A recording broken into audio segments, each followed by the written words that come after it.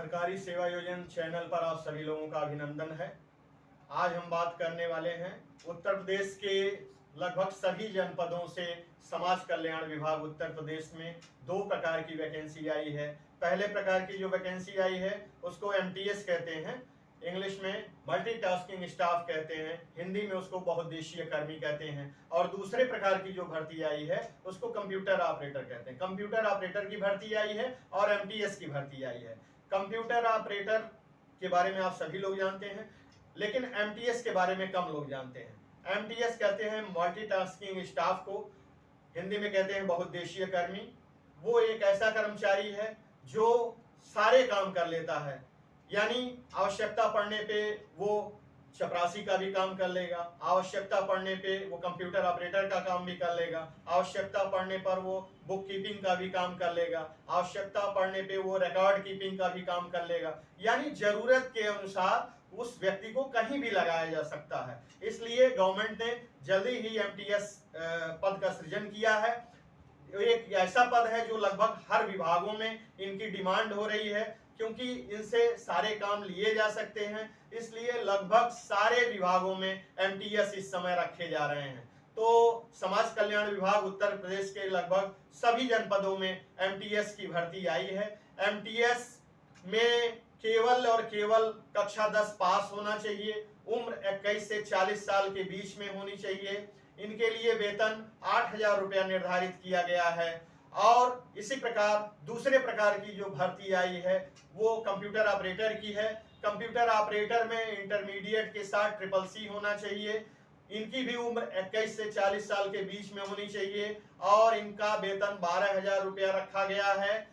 भर्ती प्रक्रिया वही है जैसे हमने पहले पिछले वीडियो में भी बताया था कि एक भर्ती के सापेक्ष 3 लोगों को बुलाया जाता है। जैसे मान लीजिए कहीं 50 भर्ती निकली है तो उसमें 150 लोगों को डॉक्यूमेंट वेरिफिकेशन के लिए बुलाया जाएगा और इसके बाद जब डॉक्यूमेंट वेरिफिकेशन में वो सफल पाए जाते हैं तो उनको इंटरव्यू के लिए कॉल किया जाता है। इंटरव्यू में जब वो सफल हो जाते हैं तो उनको नियुक्ति प्रमाण पत्र दिया जाता है। इस भर्ती प्रक्रिया में कोई लिखित परीक्षा नहीं होती है, केवल और केवल इंटरव्यू पे होता है। लेकिन जो इस भर्ती प्रक्रिया में खराबी है वो यही है कि जितने बच्चे फॉर्म भरते हैं सबको ये नहीं बुलाते हैं, केवल और केवल भर्ती के सापेक्ष 3 गुने बच्चों को ही बुलाते हैं और ये लॉटरी सिस्टम से बुलाते हैं, मतलब रैंडम प्रक्रिया से बुलाते हैं। इसमें कहीं से भी किसी भी बच्चे को 3 गुने बच्चे को बुलाया जा सकता है, जो कि ये प्रक्रिया गलत है।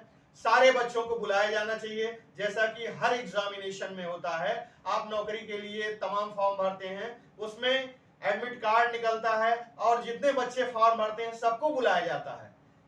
बच्चे सफल हो ना हो ये अलग मुद्दा है, लेकिन बुलाया सबको जाता है। इन आउटसोर्सिंग की भर्तियों में भी यही होना चाहिए, जितने लोग फॉर्म भरें सारे लोगों को बुलाया जाना चाहिए।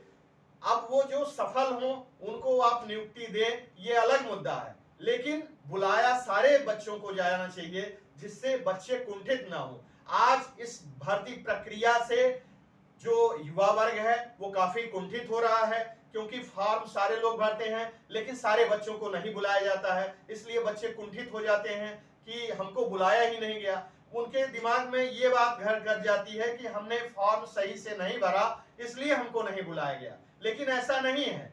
वो रैंडम प्रक्रिया है, आप फॉर्म सही भरते हैं लेकिन वो रैंडम प्रक्रिया के नाते कहीं से भी लॉटरी सिस्टम से किन्हीं बच्चों को बुलाया जाता है और किन्हीं बच्चों को नहीं बुलाया जाता है, जो कि ये प्रक्रिया गलत है। ये प्रक्रिया नहीं होनी चाहिए, इस प्रक्रिया में बदलाव होना चाहिए। हमारी बात अगर आपको अच्छी लगी हो तो हमारे चैनल को सब्सक्राइब करिएगा, लाइक करिएगा और ज्यादा से ज्यादा लोगों को शेयर करिएगा, जिससे हमारी बात शासन प्रशासन तक पहुंचे और इस भर्ती प्रक्रिया में बदलाव आए।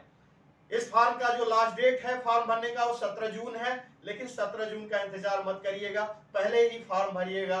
पहले आप एम्प्लॉयमेंट ऑफिस का रजिस्ट्रेशन करिएगा, इसके बाद आवेदन करिएगा, क्योंकि इस समय एम्प्लॉयमेंट ऑफिस के पोर्टल पे बहुत सारी भर्तियां आई हुई हैं, इसलिए पोर्टल बहुत व्यस्त चल रहा है। इसलिए निवेदन है कि जैसे ही कोई फॉर्म निकले तुरंत ही भरने की कोशिश करिए, नहीं तो आप फॉर्म भरने से वंचित रह जाएंगे। धन्यवाद।